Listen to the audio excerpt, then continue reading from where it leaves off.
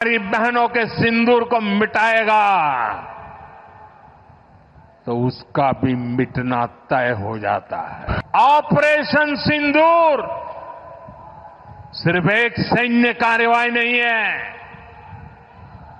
ये हम भारतीयों के संस्कारों, हमारी भावनाओं की अभिव्यक्ति है। आतंक फैलाने वालों को सपने में भी सोचा नहीं होगा मोदी से मुकाबला करना। लहर ही अलग थी, मतलब वो एक माहौल, वो एक जज्बा एक अलग था। मतलब मोदी जी के फेस में जो तेज है, जो एक ऑरा है, मतलब वो हर किसी में नहीं होता, वो पूरा डिफरेंट था। वो जो देख लेगा ना उन्हें ही पता लगेगा। वो मतलब जो पीएम की जो एक छवि होती है ना, जो होना चाहिए सेम वैसे ही था। और मैं बहुत रिस्पेक्ट करती हूँ और इट्स माय ऑनर कि मुझे honourable prime minister Narendra Modi से मिलने का मौका मिला, उनके रूबरू। उसकी भाषा में ही जवाब दिया जाएगा। पाकिस्तान को आतंक की बीमारी से मुक्त करने के लिए पाकिस्तान के अवाम को आगे आना होगा, पाकिस्तान के नौजवानों को आगे आना होगा। सुख चैन की जिंदगी जियो, रोटी खाओ, वरना मेरी गोली तो। कोविड किसी भी मामूली वायरस की तरह सांस की दिक्कत जो है बढ़ा सकता है, सांस की बीमारियों को वर्सन कर सकता है। और उसके अलावा जो लोग जिनको पहले से कोई लंबी बीमारी, किसी को कैंसर की बीमारी या हार्ट की बीमारी है, या फिर जो बूढ़े बुजुर्ग लोग हैं, या फिर बच्चे या प्रेग्नेंट महिलाएं हैं, उनमें वो ज्यादा असर कर सकता है। तो ऐसे लोग अपने बचाव के लिए हमेशा मास्क पहने अगर वो भीड़ के एरिया में निकले, या अगर व्यक्ति खुद बुखार से या फिर सांस की दिक्कत से पीड़ित है, उनको खांसी हो रही है, नजला हो रहा है, या अन्य वायरल सिम्टम्स हो रहे हैं, तो वो दूसरों के बचाव के लिए भी मास्क पहने। साथ ही साथ में अगर वो वैक्सीनेटेड नहीं है, उनको टीका नहीं लगा हुआ है, या फिर लगे समय हो गया है और बूस्टर डोज का समय आ गया है, तो वो अवश्य वायरस का सर्कुलेशन धीरे धीरे अपने आप ही कम हो जाता है। मैक्सिमम लोग जब ऑलरेडी प्रोटेक्टेड होते हैं तो उनको हल्के फुल्के सिम्टम्स होते हैं, वो ज्यादा कंटेजियस नहीं होते हैं, उनमें गंभीर बीमारी नहीं होती है और वायरस ज्यादा नहीं फैलता है। तो हमारे लिए समझना ये इंपॉर्टेंट है कि ऑलरेडी हमारी कंट्री में काफी ज्यादा वैक्सीनेशन हो रखा है। वैक्सीनेशन से लोग सिवियर इलनेस, गंभीर बीमारी और डेथ से बचते हैं। हल्का फुल्का इन्फेक्शन फिर भी संभव हो सकता है। और अगर मैक्सिमम लोगों में वैक्सीनेशन हो रखा है तो हर्ड इम्यूनिटी रहती है पॉपुलेशन में, और ये वायरस का ट्रांसमिशन अपने आप ही धीरे धीरे कम हो जाता है। फिर भी जैसे जैसे नए वेरिएंट्स आते हैं, वायरस अलग अलग तरीके से म्यूटेट करके आता है, तो फिर भी वो वायरस लोगों में इन्फेक्शन जरूर करा सकता है, भले ही वो वैक्सीनेटेड हो, भले ही पॉपुलेशन में हर्ड इम्यूनिटी हो। पर उस वायरस के लक्षण उतने सिवियर नहीं होते हैं। आवश्यक नहीं है कि इस वायरस से पीड़ित होने पे भी लोगों को हॉस्पिटल जाना पड़े, हॉस्पिटलाइज होना पड़े, या मृत्यु जैसी भी संभावना बढ़े। तो वैक्सीनेशन की वजह से और पुराने इन्फेक्शंस होने की वजह से पॉपुलेशन में हर्ड इम्यूनिटी बहुत अच्छी है, जिसके कारण अभी बहुत ज्यादा चिंता का विषय ये हमारे लिए नहीं है। इंडिया को उन सबको हम लोग जो है पालन करते हैं, तो हम लोगों को भी ये चीजें ठीक नहीं लगती हैं। राजनीति और निजी जीवन अलग है। हमारे बड़े भाई हैं, वो निजी जीवन में क्या फैसले लेते हैं उससे हमको क्या लेना देना है। वो बड़े हैं, उनको पता है उनके डंडे से क्या फायदा होगा, नुकसान होगा। ये लोग सब मिले हुए रहते हैं, ये लोग कोई अलग अलग नहीं हुआ है। कल भी राबड़ी देवी गई होंगी, उनकी उसका आंसू पोछी होंगी और बोली होंगी अभी शांत रहो, सब हम ठीक कर देंगे। इलेक्शन के बात है, इसीलिए इन लोगों ने ऐसा ड्रामा रचा है। ये लोग सब मिले हुए हैं। राजनीति में लोक लज्जा बहुत इम्पोर्टेंट है और राजनेताओं को विशेष तौर पर इस पर ध्यान रखना है। तेजस्वी यादव को खुश करने के लिए, क्योंकि जनता तो नाखुश है, तो उसको खुश करने के लिए अपने बड़े बेटे 2019 के लोकसभा चुनाव में जरूर बागी तेवर अपनाए। 3 समर्थकों को स्वतंत्र उम्मीदवार के तौर पर उतारा, बाद में लालू राबड़ी मोर्चा बनाया और बाद में इस नारे के साथ संतोष कर लिया और अपनी बगावत को खत्म कर लिया कि तेज रफ्तार तेजस्वी सरकार। तेज प्रताप अपनी दुनिया में रहते हैं, अलग अलग किस्म के फॉलोअर हैं, बंगले में जिसमें रहते हैं वो जेडीयू आरजेडी महागठबंधन सरकार के दौरान मुख्यमंत्री नीतीश कुमार ने अलॉट किया था। लालू प्रसाद यादव ने अपने बड़े बेटे तेज प्रताप यादव को पार्टी और परिवार से जो बेदखल किया है, इसको लेकर कई लोग हैरत में हैं। लोगों को समझ में नहीं आ रहा है कि लालू जी को अचानक ये कड़ा फैसला क्यों लेना पड़ा। लेकिन परिवार से जुड़े लोग और जानकार ये बताते हैं, दरअसल लालू जी काफी दिन से तेज प्रताप यादव के खिलाफ कोई कड़ा फैसला लेने का इंतजार कर रहे थे। उसकी कई वजह थी।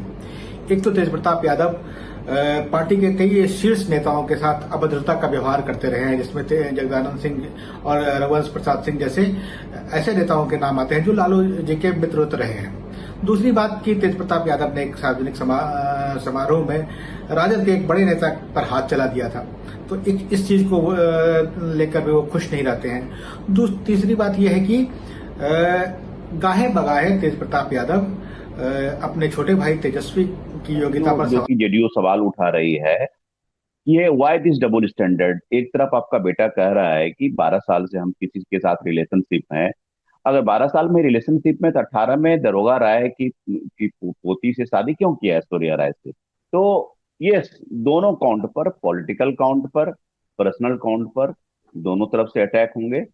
अब चुनाव भी दूर है। अब मैं नहीं मानता हूं कि बहुत ज्यादा लिंगर करके एक कोई इलेक्शन का बहुत बड़ा मुद्दा होगा। एक region wise, assembly wise impact करेगा।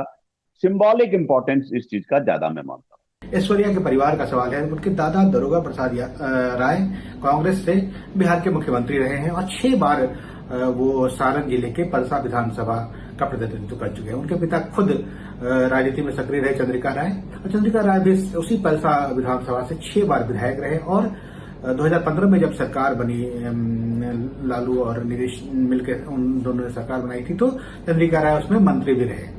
तो दोनों बड़े राजनीतिक परिवार रहे हैं।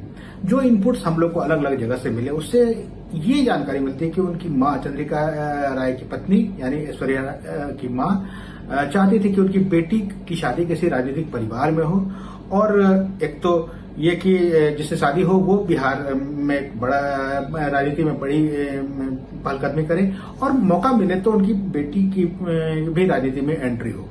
तो इस मकसद से इस परिवार में वो चाहती थी शादी हो, और फिर शादी हुई।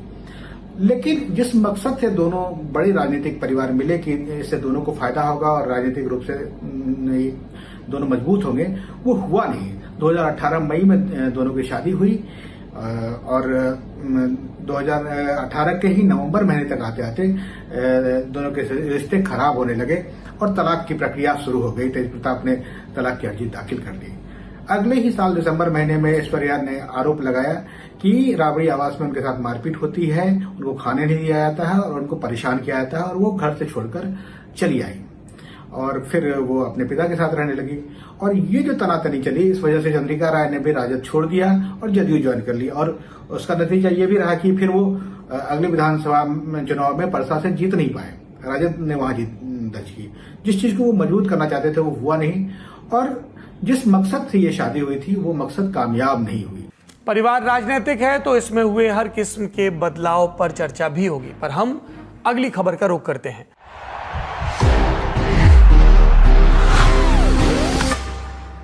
That's the power of TMC और सब जितनी यंत्रणा हमारी एमएमआरडी है, स्टेट डिजास्टर है, ये पूरे army, navy, air force, coast guard, ये सभी लोग एक एज अ टीम यहाँ पर काम करेंगे। महाराष्ट्र से इतर केरल और तमिलनाडु में भी भारी बारिश ने जनजीवन को अस्त व्यस्त किया। प्रशासन ने चेतावनी जारी की। अनुमान है कि पश्चिम बंगाल, तेलंगाना, आंध्र प्रदेश और कर्नाटक में भी अगले कुछ दिनों के भीतर भारी बारिश होगी।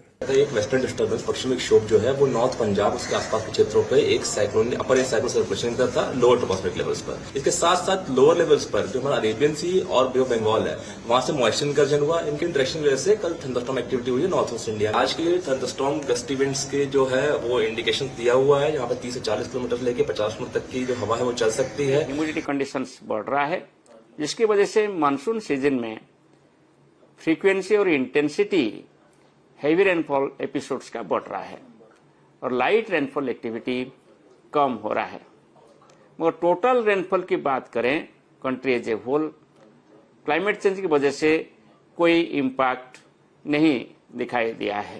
सभी वैज्ञानिकों में सहमति है कि हम जिस तरह से मौसम के बदलते ढर्रे देख रहे हैं, जिस तरह से मौसम से जुड़ी मौसम की गड़बड़ियों से जुड़ी हुई आपदाएं बढ़ती जा रही हैं, उसका लेना देना जलवायु परिवर्तन से है।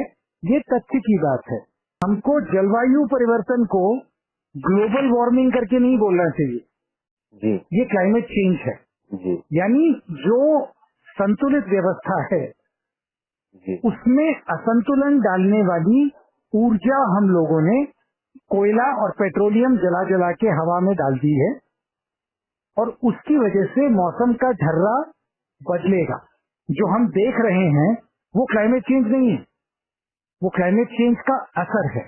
बहस इस बात को लेकर है कि अगर हम इसको थाम सकते हैं तो उसको थामने की कीमत कौन चुकाएगा, और अगर हम इसे नहीं थाम सकते हैं तो इसे झेलने का, इससे होने वाले नुकसानों को कम करने का तरीका क्या होगा और उन तरीकों की कीमत कौन चुकाएगा। कोयला और पेट्रोलियम जलाए बिना विकास क्या होता है ये अभी तक कोई करके दिखा नहीं पाया है।